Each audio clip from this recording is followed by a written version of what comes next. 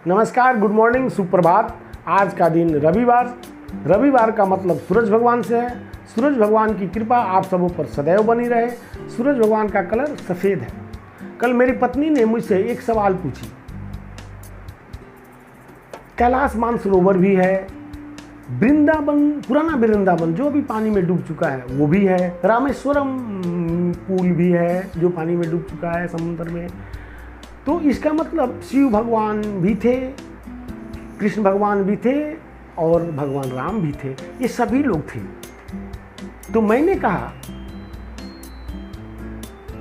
कि इस प्रकृति में आप जब भ्रमण करेंगे, जब इस धरती में और जगहों पे भी जाएंगे तो कुछ इस तरह की अजूबा चीज़ें दिखाई देंगी जो लगेगा कि पृथ्वी बिल्कुल यहाँ अपने लय के विपरीत है। ऐसा बहुत पृथ्वी पर बहुत जगहों पर आपको देखने को मिल जाएगा कि वो अपने लय के विपरीत है। अब जैसे कि मान लीजिए कि आप बर्फानी बाबा का अमरनाथ की बात ले लीजिए, वहाँ शिव का लिंग बन जाता है।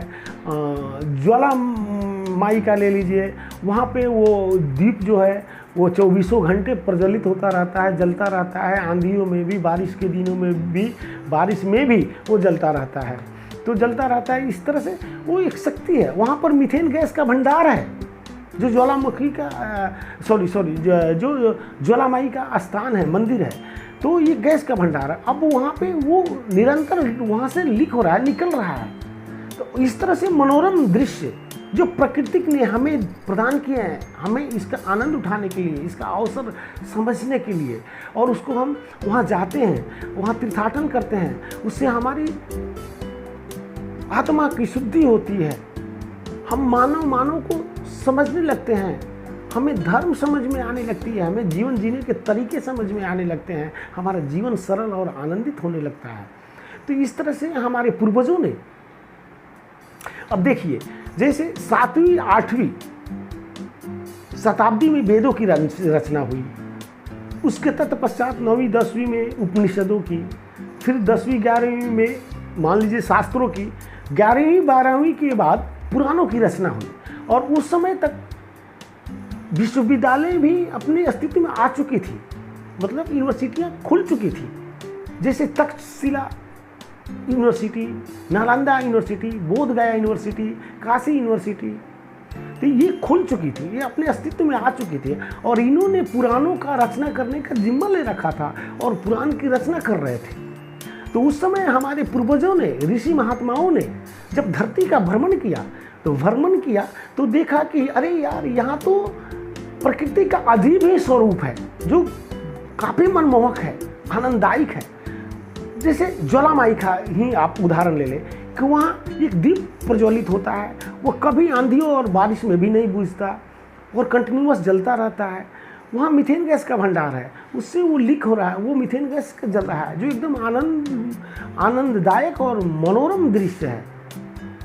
तो इस तरह से हम अपने जीवन यापन के लिए पूर्वजों ने ये सारी व्यवस्थाएं की। और जो प्रकृति के जो शक्तियाँ हैं, अद्भुत हैं, मनमोहक हैं। अब जैसे कैलाश मानसरोवर को ले लीजिए, तो वहाँ कहा जाता है कि शिव भगवान के जटा से पानी निकलता है, गंगा माता का अवतरण हुआ है। तो सही बात है, कैलाश मानसरोवर से ही हमारे पूर्वजों ने देखा कि बर्फीला प्रदेश है और यहाँ से जो धाराएं निकल रही हैं वो अमृत हैं, पीने योग्य हैं, हमारे मानव समाज के लिए हितकारी हैं, पीने खाने के लिए हितकारी हैं, जीव के लिए हितकारी हैं। और बाकी जल खरा हैं जो हमारे उपयोग में नहीं आ सकते। तो वहाँ भी एक शक्ति है, उस शक्ति को शिव भगवान माना गया। और इस तरह से मतलब जो भी शक्तियाँ हैं उनको दैविक शक्ति के रूप में कि इस तरह से मनुष्य के लिए सरल होगा माना गया और उसका प्रतीकात्मक रूप दिया गया जो प्रत्येक मनुष्य आसानी से समझ सके, सोच सके, अपने आप को जान सके। देखिए दोस्तों, हमारा जन्म सिर्फ जीवन निर्वाह करने के लिए नहीं हुआ है। जीवन निर्वाह तो जीव जंतु भी कर लेते हैं। आपका जन्म जीवन निर्वाह के अलावा भी कुछ है। आपको अपने आप को जानने का है, आपका एक लक्ष्य होना चाहिए। आप क्यों जीते हैं आपको पता ही नहीं, ऐसा नहीं होना चाहिए। तो इन सारी चीज़ों का जवाब जानने के लिए, हमें कुछ करने के लिए, हमें आनंदित होने के लिए, इन सभी चीज़ों को हम किस रास्ते पर चलेंगे, किस मार्ग पर चलेंगे, ये पूर्वजों ने हमारे लिए व्यवस्था करके दी। और पुराण तो दोस्तों कभी भी पुरान ही होता है, नया नहीं हो सकता। आप जब जब जन्म लेंगे, इस धरती पर आएंगे, पुराण पुरान ही रहेगा। वहीं प्रतिनात्मक कथाएँ रहेंगी, भगवान राम रहेंगे, भगवान कृष्ण रहेंगे, भगवान शिव रहेंगे। अगर ये लाखों वर्षों से धरती का अस्तित्व है तो ये सदियों से हैं, अनंत काल से हैं और अनंत काल तक रहेंगे। तो ये प्रतिकात्मक है। किसी ने देखा नहीं भगवान राम कैसे थे, किसी ने देखा नहीं भगवान शिव कैसे थे, और ना कोई देख सकता। दो ही है, एक डार्क मैटर, एक व्हाइट मैटर। व्हाइट मैटर जीवन है, डार्क मैटर मौत है। और इस जीवन का नाम है दोस्तों चरैवेति चरैवेति चरैवेति। चलते रहो चलते रहो चलते रहो, निरंतर चलते रहना इस जीवन का नाम है दोस्तों। इसलिए चलते रहो। वो जन्म होता है, प्रभात बचपन है, दोपहर जवानी है, संध्या बुढ़ापा है, रात मृत्यु है, और इसके अलावा कुछ नहीं दोस्तों। इसलिए चलते रहो, अपने कर्म पर अग्रसर रहो, बढ़ते रहो। तो मैंने अपने पत्नी को ये सारी जवाब दिए, ये प्रतीकात्मक है।